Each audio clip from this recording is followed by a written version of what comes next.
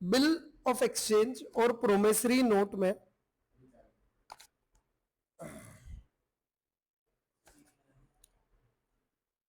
तो हमने कल देखा था बिल ऑफ एक्सचेंज और प्रोमिसरी नोट में जो पेमेंट है वो एक फिक्स्ड डिटर्मिनेबल पीरियड के बाद होता है या फिर ऑन डिमांड भी हो सकता है, ऑन डिमांड भी हो सकता है। तो आज हम बात करेंगे टर्म ऑफ बिल की। Term of bill, term of bill क्या होती है, मतलब maturity of bill,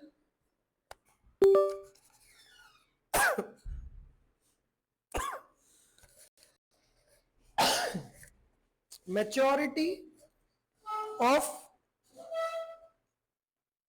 bill. Term of bill और मेच्योरिटी ऑफ बिल में केस वन अगर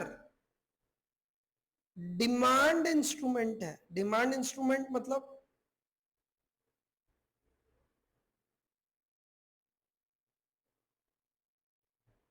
बिल एट साइट अगर है, बिल एट साइट अगर किसी ने लिख दिया या बिल ऑन प्रेजेंटमेंट लिख दिया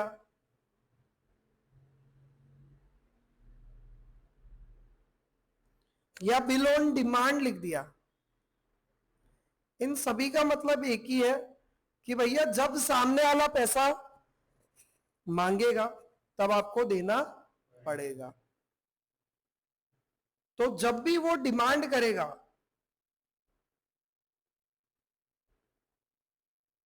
तो जो भी डेट होगी will be the date of maturity. तो उस केस में वही डेट मैच्योरिटी डेट कहलाई जाएगी, जिसमें कोई फिक्स डिटर्मिनेबल टाइम नहीं है। तो अगर bill eight side, bill on presentment, bill on demand या डिमांड ये है तो वो डिमांड इंस्ट्रूमेंट है। और उस केस में जब भी वो पैसे मांगेगा वो ही डेट आपकी ड्यू डेट या मैच्योरिटी डेट होगी।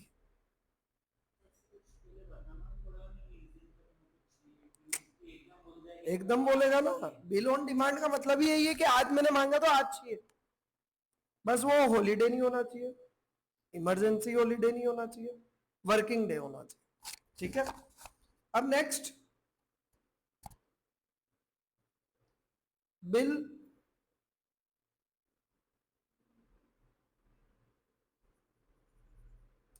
Time instrument. जैसे डिमांड इंस्ट्रूमेंट है वैसे टाइम इंस्ट्रूमेंट भी होता है। टाइम मतलब कि जिसमें फिक्स्ड डिटर्मिनेबल टाइम पहले से गिवन होता है, इसको बिल आफ्टर डेट भी बोला जाता है।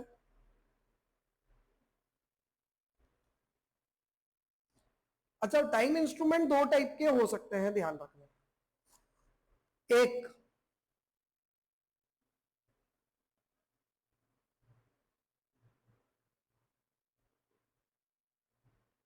बिल आफ्टर डेट और बिल आफ्टर साइट। अब ये मैंने अभी ऊपर भी लिखा था bill eight site. Bill eight site का मतलब कि वो तो डिमांड इंस्ट्रूमेंट।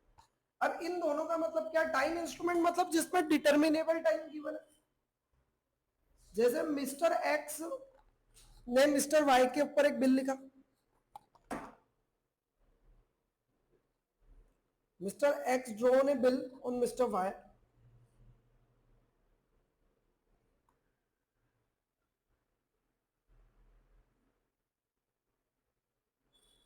on 20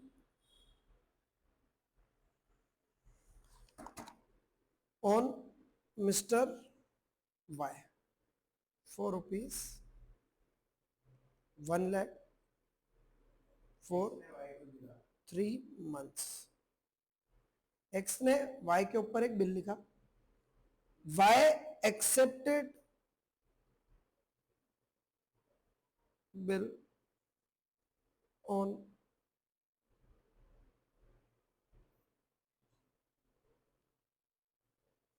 Y ने 1 जून 2025 को बिल एक्सेप्ट कर लिया and returned it to X। तो 3 महीने का बिल है, कब लिखा गया? 2025। वाई ने उसे एक्सेप्ट कब किया? 1 जून 2025 को, एंड एक्स को रिटर्न कर दिया। अब ये 3 महीने कब से चालू होंगे? 29 मई से या फिर 1 जून से? क्यों? वही, अगर बिल आफ्टर डेट है, if bill after date, then term of bill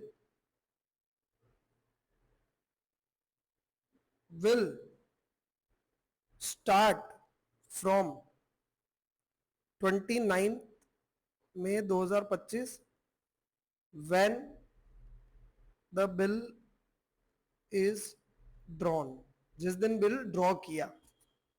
समझ में आ रहा है? इसका मतलब अब टाइम इंस्ट्रूमेंट में मैंने 2 कैटेगरी क्यों रखी? एक तो अगर बिल आफ्टर डेट है तो टर्म ऑफ बिल कब से स्टार्ट होगी? जिस दिन बिल लिखा गया, मतलब 29 मई 2025। तो अब यहां पे ड्यू डेट क्या होगी? ड्यू डेट मतलब वही मैच्योरिटी डेट, 3 महीने बाद वही कॉरस्पॉन्डिंग डेट। मंथ डायरेक्ट गिन लो, जून, जुलाई और अगस्त।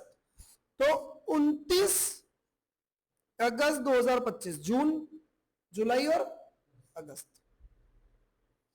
29 अगस्त 2025 plus 3 days of grace. Time instrument में 3 दिन ग्रेस के भी मिलते हैं। हाँ, 3 दिन, मतलब आप 29 अगस्त से 3 दिन तक पेमेंट दे सकते हो। 29 अगस्त को दोगे चलेगा, बट उसके बाद अगर नहीं दोगे तो हम फिर लीगल केस लगा देंगे आपको।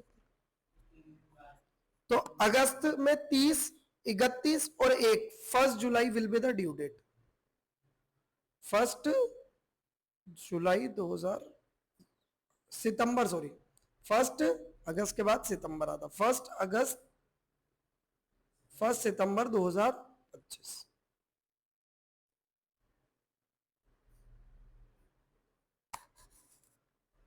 अब यही अगर बिल आफ्टर साइट होता, बिल आफ्टर, अब ये बिल आफ्टर साइट का मतलब वो नहीं है वो डिमांड वाला बिल, बिल एट साइट था वो। मैं बोल रहा हूं बिल आफ्टर साइट। तो बिल आफ्टर साइट में then term of bill will start from 1 June 2000 when the bill is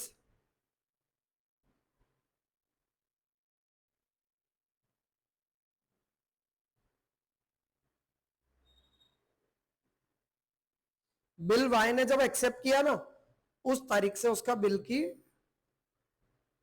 term start हो जाएगी, जिस दिन उसने एक्सेप्ट किया। हाँ, देखना, एक्सेप्ट करना, ड्यू डेट।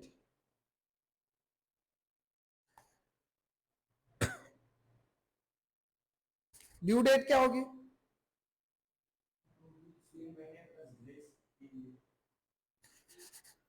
तो जून से जुलाई, जुलाई से अगस्त, अगस्त से सितंबर, 1 सितंबर प्लस 3 डेज।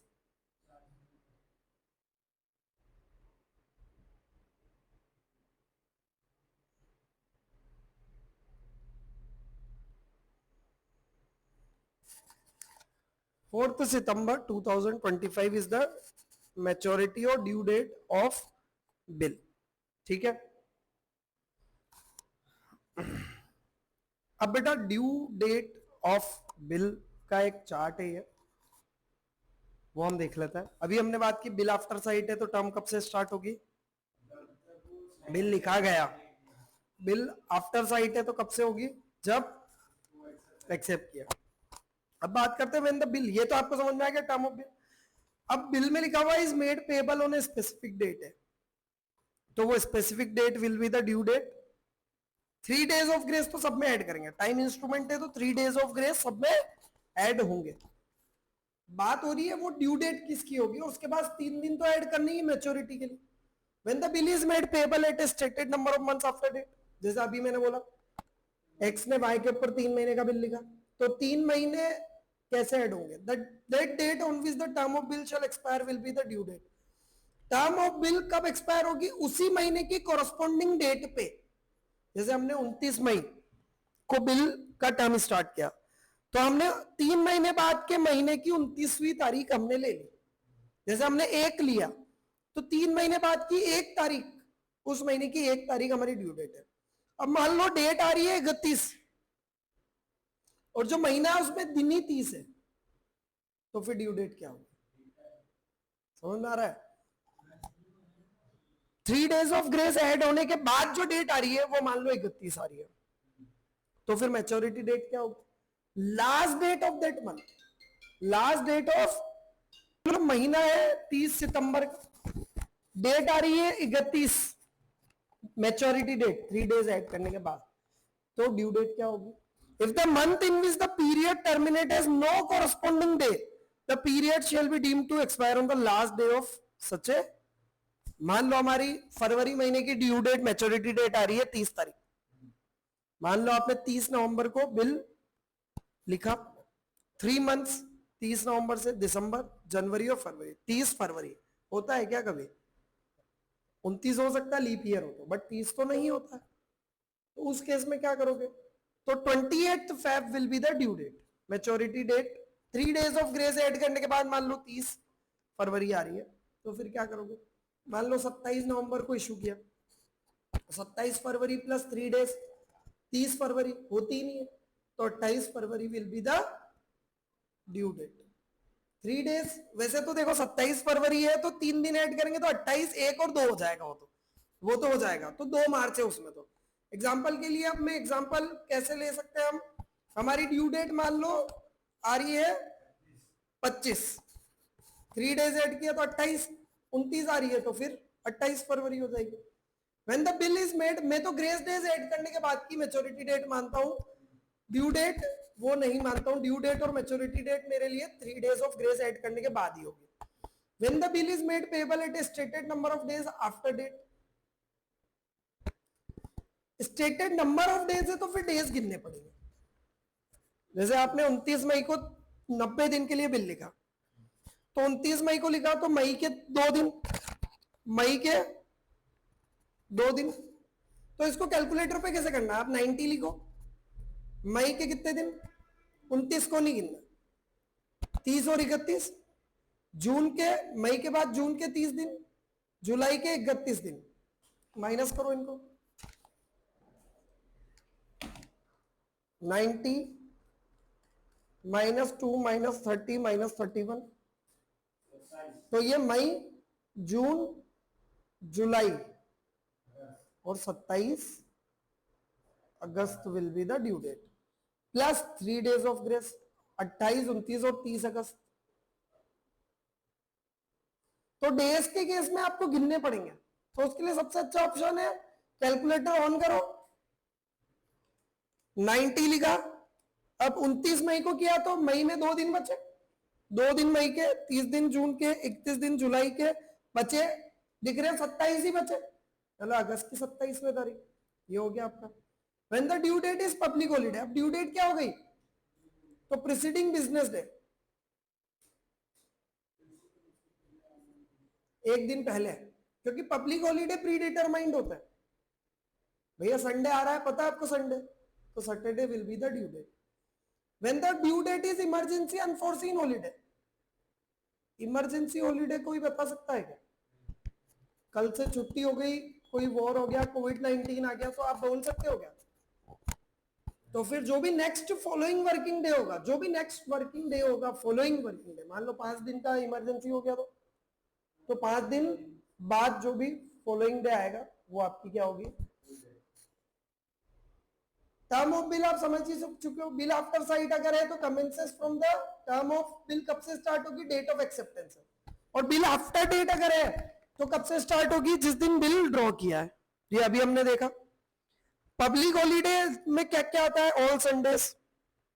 क्वेश्चन में संडे आपको पता नहीं होगा, अगर क्वेश्चन में गिवन है संडे है उस दिन तो आपको अज्यूम करना है, नहीं तो नहीं करना। बट हाँ 26 जनवरी आपको पता ही है छुट्टी रहती है, 15 अगस्त छुट्टी रहती है, 2 अक्टूबर छुट्टी रहती है, 30 सितंबर को बैंक हॉलीडे होता है हाफ ईयर एंडिंग, और 1 अप्रैल को भी बैंक हॉलीडे होता है, ये भी ध्यान रखना। अगर कोई ड्यू डेट आपकी 1 अप्रैल को आ रही है तो ये मान लेना कि 31 मार्च आपकी ड्यू डेट है, क्योंकि पब्लिक हॉलीडे अगर है तो एक दिन पहले का डेट ही आपकी ड्यू डेट मानी जाएगी। आ रहा है क्या समझ में? बोलो यार। तो कौन कौन सी डेट्स ध्यान रखनी है?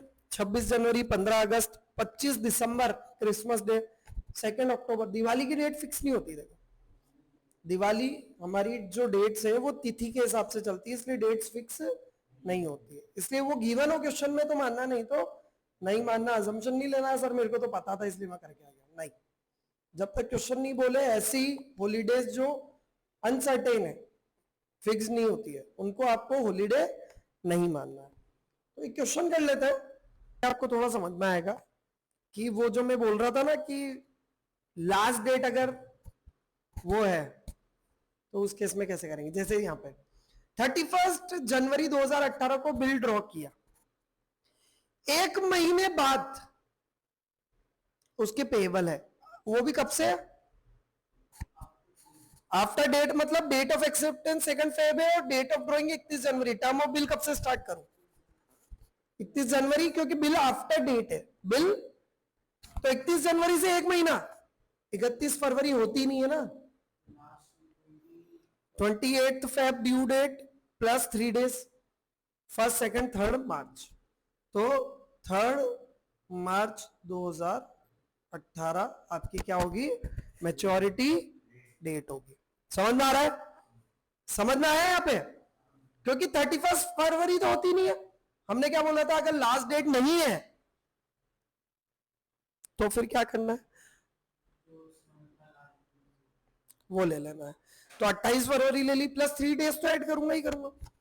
A2 29 जनवरी को हमने बिल लिखा और 3 फरवरी को बिल एक्सेप्ट किया। यहां पे क्या बोला है?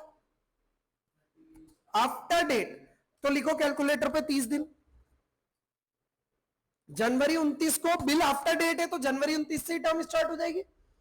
कितने दिन बचे? 2 दिन, 3 नहीं, 29 को नहीं गिनना है कभी भी डेट में। 29 को कभी भी, मतलब जो डेट ऑफ टर्म है, टर्म जहां से स्टार्ट हो रही है उस डेट को नहीं गिनना है। तो 2 दिन बचे, कितने? 28 दिन। 28 फरवरी होती है, 28 फेब प्लस 3 डेज, वही।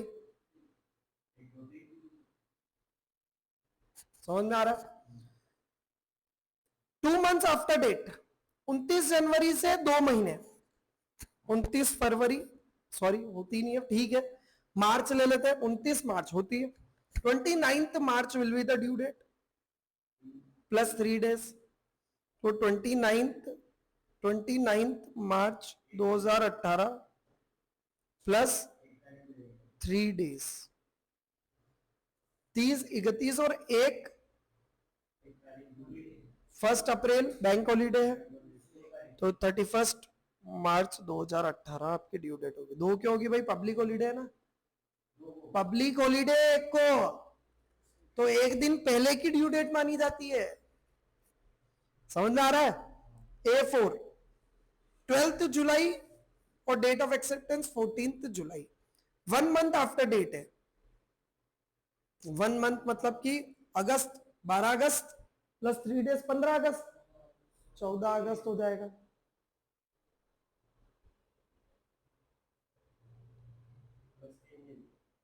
अबे 3 दिन ऐड करने के बाद 15 अगस्त आ रहा था, क्योंकि पब्लिक हॉलीडे है तो 14 तारीख की आपकी ड्यू डेट हो जाएगी। फिर 27 जून प्लस 3 मार्च आफ्टर डेट है, तो जुलाई, अगस्त, सितंबर, 27 सितंबर प्लस 3 डेज,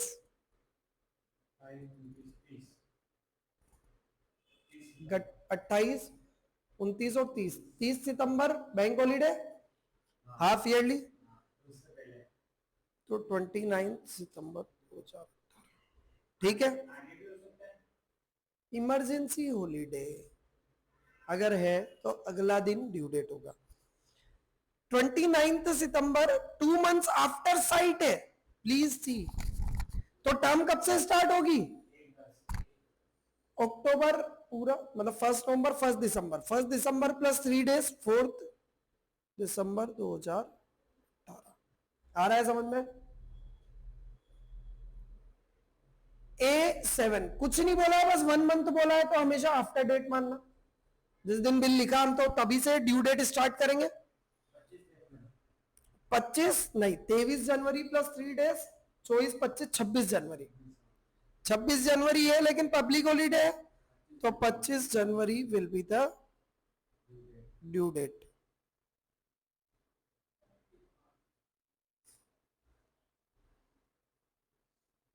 ठीक है।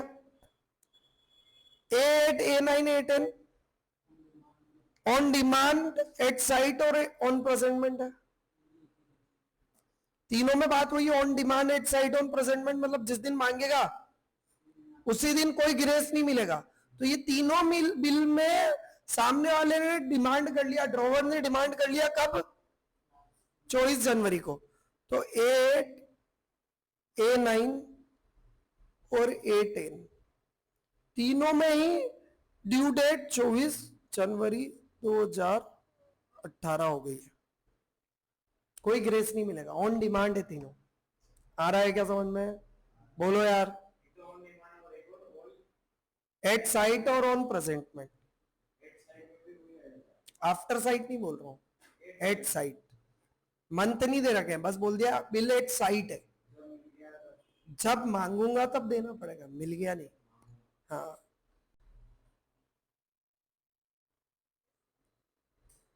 तो इन the books of drawer, drawer मतलब जो बिल लिख रहा है, जिसे पैसे लेना है, क्रेडिटर है। क्रेडिटर मतलब पैसे लेने हैं इसे, वो क्या एंट्री करेगा? तो वो जब बिल लिखेगा तो उसके लिए बिल रिसीवेबल होगा, तो एंट्री होगी बिल्स रिसीवेबल। इसको बिल रिसीवेबल बोला जाता है, मैं शॉर्ट फॉर्म में लिख दिया है मैंने। तो बिल रिसीवेबल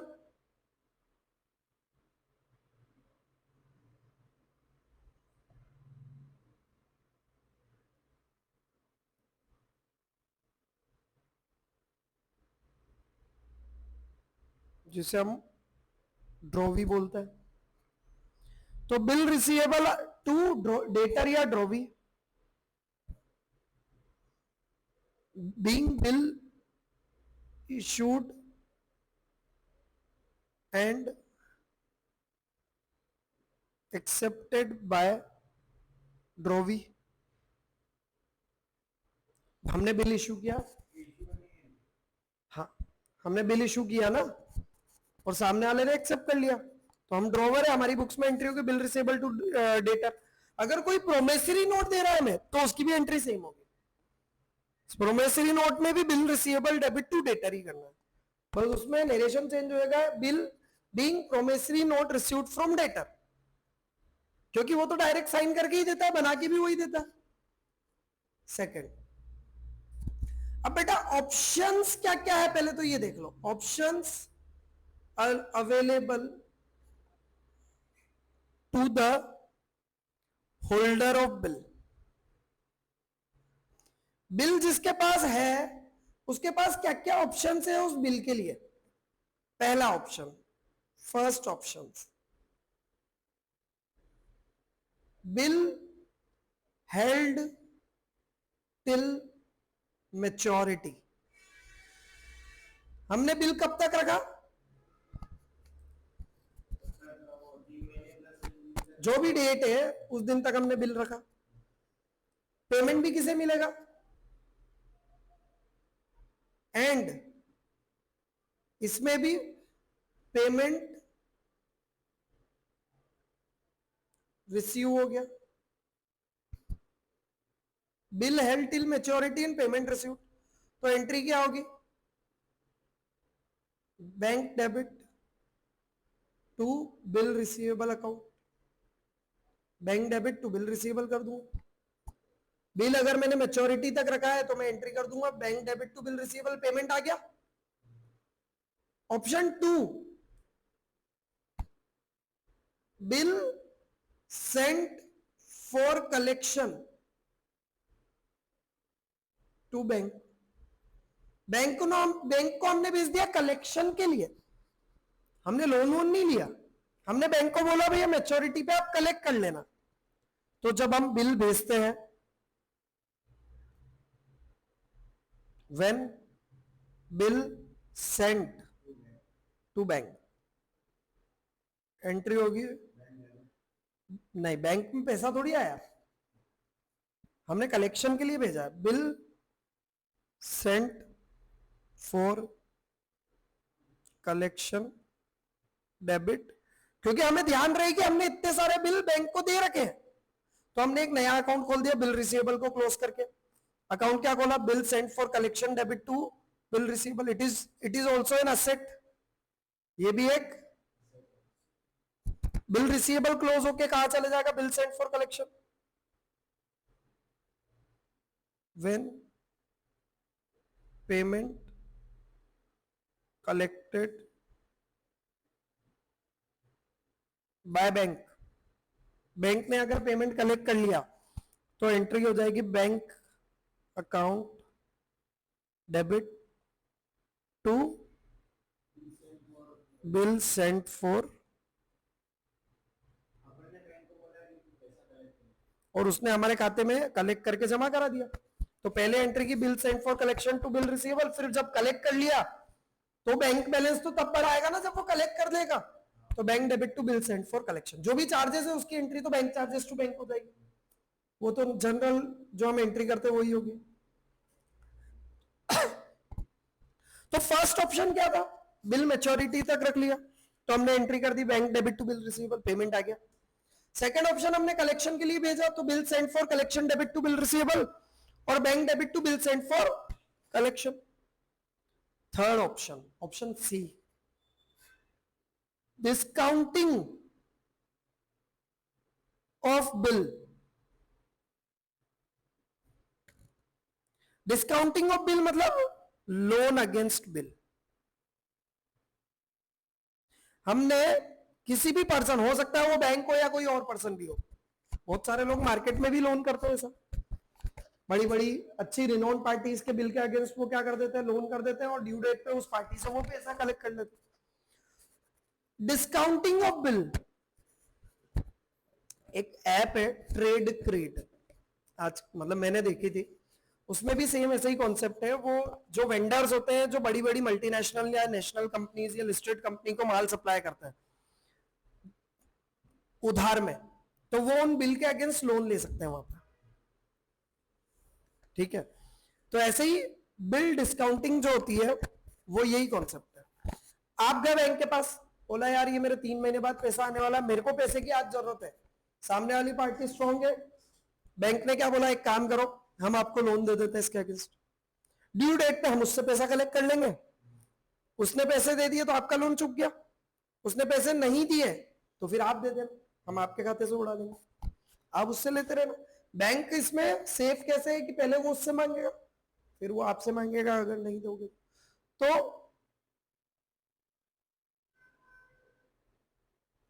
डिस्काउंटिंग की एंट्री होगी। अच्छा, अगर सामने वाले ने पैसा दे दिया तो फिर आपकी कोई लाइबिलिटी है क्या? क्या आपको लोन चुकाना है क्या? नहीं। तो जब आप बिल डिस्काउंट कराओगे, बैंक अकाउंट डेबिट, अगर बैंक कोई चार्जेस काटता, बिल्कुल काटेगा वो तो, डिस्काउंटिंग चार्जेस अकाउंट डेबिट,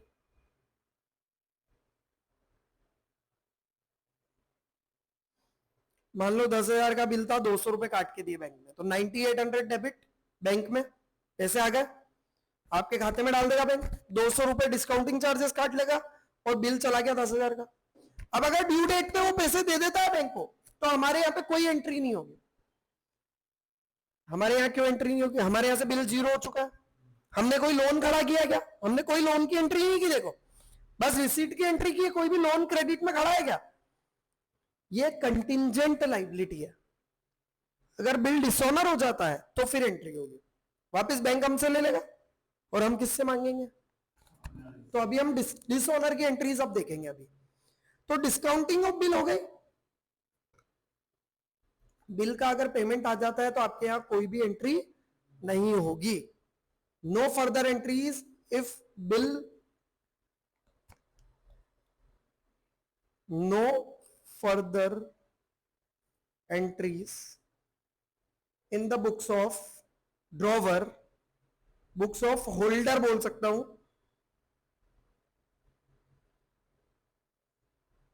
क्योंकि यहां पे हो सकता है आपके पास भी बिल आया हो तो एंडोर्स हो क्या है। अच्छा, आपके पास किसी एक्स पर्सन ने एंडोर्स कर दिया बिल, भाई उड़ जा, पानी पी, इसको पानी पिला। नो फर्दर एंट्रीज, कोई एंट्री नहीं होगी होल्डर ऑफ बुक्स में, होल्डर की बुक्स में, if payment is made on maturity. अगर पेमेंट हो जाता है बिल का मैच्योरिटी पे, तो होल्डर ऑफ बिल में, जो होल्डर ऑफ बिल था जिसने डिस्काउंट कराया था, who discounted the bill, who, जिसने डिस्काउंट कराया था, बैंक की बुक्स में तो एंट्री होगी, बैंक तो एंट्री करेगा वापस। देखो बैंक के लिए वापस, अब बैंक की बुक्स की एंट्री हमारे सिलेबस में नहीं है, बट हम बात करते हैं बैंक की बुक्स, बैंक क्या एंट्री करेगा? तो बैंक एंट्री करेगा bill receivable received from Aditya, debit to cash या बैंक, बैंक ने पेमेंट किया तो आपके खाते को क्रेडिट कर देगा, sorry, bill receivable received from Aditya debit हो जाएगा टू आदित्य का टोड़ा अकाउंट, मेरे खाते में क्रेडिट कर दिया उसने। अब जब ड्यू डेट पे पेमेंट आ जाएगा तो वो एंट्री कर देगा cash debit to bill receivable received from Aditya, उसके लिए भी जीरो हो गई। तो अगर आदित्य मतलब मेरी बुक्स में मैंने बिल डिस्काउंट करा रखा है और वो पेमेंट हो जाता है तो मेरे यहां कोई फर्दर एंट्री नहीं होगी। अब last option, option fourth,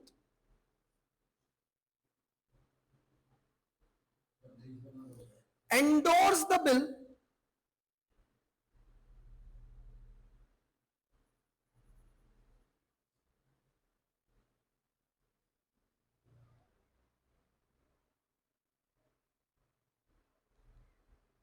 to creditor. आपने क्रेडिटर को बिल एंडोर्स कर दिया, आपके क्रेडिटर को, मतलब जो ड्रॉवर है उसका भी तो क्रेडिटर हो सकता है, तो आपने अपना बिल उसको दे दिया। आपने ए ने बी को बिल लिखा था, बी ने एक्सेप्ट करके ए को दे दिया, और ए ने अपनी एक लाइबिलिटी थी सी की, उस सी को ये बिल दे दिया, तो एंट्री क्या होगी? जो एंडोर्स, एंडोर्सी है, एंडोर्सर कौन होगा यहां पे? होल्डर ऑफ बिल ए, और एंडोर्सी कौन होगा? मतलब क्रेडिटर, अरे जिसे बिल दे रहे हैं सी, ए ने, ए के पास बिल आया बी का और ए ने उसे दे दिया सी को, तो यहां पे ये एक तरह का ड्रॉवर भी था और ये कौन था? ड्रॉवी। अब जो है ये क्या बन गया? ए बन गया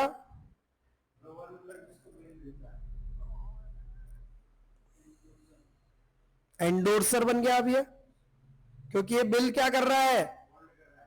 होल्डर है, ये एंडोर्स कर रहा है आगे।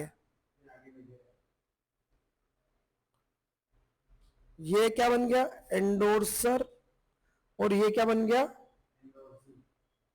मतलब हम एंडोर्सर की बुक्स में एंट्री कर रहे हैं, होल्डर की बुक्स में। एंडोर्सी मतलब जिसे हमने बिल दिया, एंडोर्सी अकाउंट डेबिट मतलब mister C to bill receivable, bill चला गया। अब अगर ड्यू डेट पे बी पेमेंट कर देता है सी को, तो no further entry in the books of ए,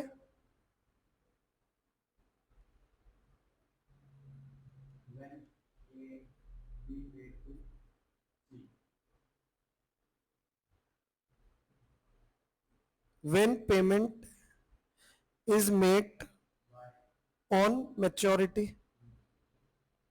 अगर ड्यू डेट पे पेमेंट आ जाता है सी को, तो फिर ए की बुक्स में आप कोई एंट्री करने की जरूरत, हो गया खत्म, ना उसको सी से लेना, ना उसको सी को देना, ना बी से लेना।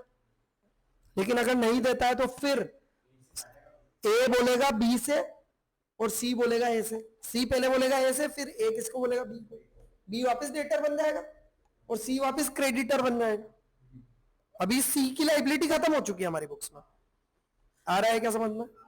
तो ये चार ऑप्शन थे। पहला, ड्यू डेट तक पैसा बिल रखा तो एंट्री हो गई bank to bill receivable. Second, bill send for collection किया तो एंट्री करी bill send for collection to bill receivable. यहां पे एंट्री होगी क्योंकि अभी भी bill send for collection asset में, जिस दिन कलेक्ट होगा उस दिन एंट्री होगी bank to bill send for collection. Discount करा लिया तो एंट्री होगी bank debit discounting charges debit to bill receivable. अब पेमेंट कलेक्ट हो गया, नो फर्दर एंट्री। एंडोर्समेंट के केस में जो भी जिसको भी एंडोर्स कर रहे हो उसका account debit to bill receivable. अब पेमेंट कलेक्ट हो गया तो नो फर्दर एंट्रीज। आ रहा है क्या समझ में? तो फिर डिसऑनर, डिसऑनर की एंट्री होगी, वो हम देख लेते हैं।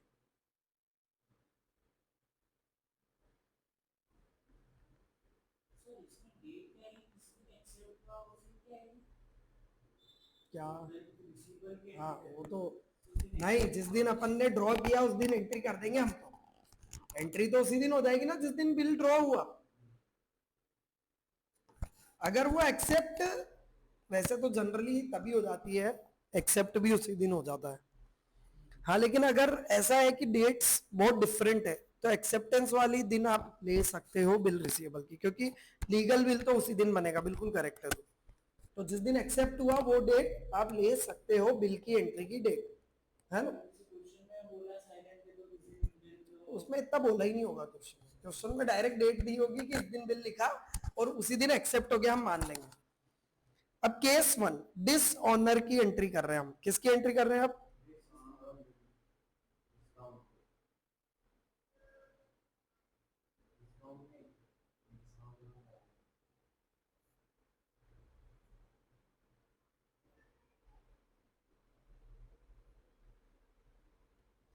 अगर बिल रिटेन्ड टिल मैच्योरिटी था और बिल क्या हो गया, डिसऑनर, तो फिर उस केस में एंट्री होगी debtor debit to bill receivable. जब इश्यू किया था तो एंट्री की थी बिल रिसीवेबल टू डेटर। अब क्या एंट्री करेंगे, debtor to bill receivable. Discounting कुछ भी नहीं की थी हमने। Drawer, drawer in the books of drawer, drawer. Drawer कौन है भाई? अभी भी तेरे को समझ में नहीं आ रहा है क्या? मेरे को नहीं पता। तेरे को 4 बार बोल दिया, ड्रॉवर मींस जो बिल लिख रहा है जिसे पैसे लेने हैं। हाँ, तो हमको जिससे पैसे लेने वो डेटा टू बिल रिसीवेबल हो जाएगा। नेक्स्ट, बिल डिस्काउंट करा लिया था, बिल सेंट फॉर कलेक्शन था, बिल सेंट फॉर कलेक्शन था, तो अब बिल डिसऑनर हो गया। तो वापस जो भी बिल, मतलब ड्रॉवी था, डेटर मींस जो भी ड्रॉवी था, drawee debit to bill sent for collection. हमने जब बिल भेजा था तो क्या एंट्री की थी? हमने जब बिल सेंट फॉर कलेक्शन किया था तब हमने एंट्री की थी bill sent for collection to bill receivable, और पेमेंट आ गया था तो हमने एंट्री कर दी bank to bill sent for collection. Payment नहीं आया तो भी एंट्री होगी debtor to bill sent for collection. आ रहा है क्या समझ में? Next, bill discounted, discounted bill हमने डिस्काउंट करा लिया था और वो डिसऑनर हो गया। हमने किससे डिस्काउंट कराया था? बैंक से। पैसे हमसे कौन मांगेगा? बैंक। हम किससे मांगेंगे?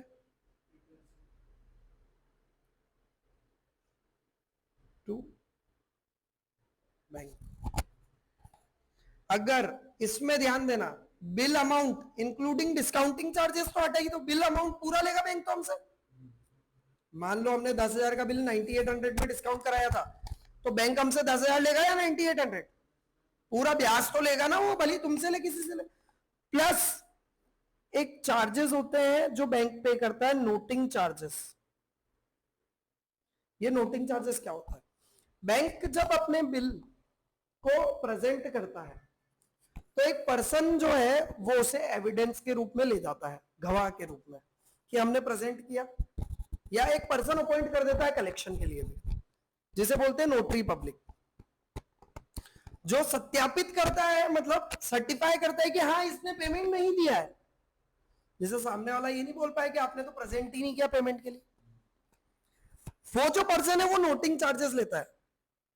वो चार्जेस अगर बिल कलेक्ट हो जाता है तो बैंक बियर कर लेता है, और अगर कलेक्ट नहीं होता है, डिसऑनर हो जाता है, तो बैंक आपसे लेगा। और आप किससे ले लोगे? आप भी डेटर से लोगे ना, बोलोगे भैया तेरे कारण ही चार्जेस लगे। जैसे चेक डिसऑनर हो जाता है तब भी बैंक चार्ज लेता है, तो वो जो डिसऑनर के चार्जेस आप थोड़ी बियर करते हो, आप किससे लेते हो? जिसका चेक था उसी से लोगे, भैया तेरे कारण चार्जेस लगे। तो एंट्री होगी debtor to bank. Bill endorse कर दिया था आपने और डिसऑनर हो गया, तो वही डेटर मतलब ड्रॉवी टू क्रेडिटर, मतलब एंडोर्सी, जिसको हमने एंडोर्स किया था वो भाई हमसे पेमेंट मांगेगा तो हम उसे क्रेडिट करेंगे और डेटर को डेबिट करेंगे, क्योंकि हम इससे पैसे मांगेंगे। समझ में आ रहा है? क्रेडिटर मतलब हमको पैसा देना है, क्रेडिट कर दिया हमने, और डेटर हमको पैसा लेना है। तो जो भी बिल का ड्रॉवी है उससे हम पैसे मांगेंगे, और जिसको हमने एंडोर्स किया था वो हमसे पैसे मांगेगा। तो ये एंट्री हो गई। अब कुछ क्वेश्चंस होमवर्क दे रहा हूं,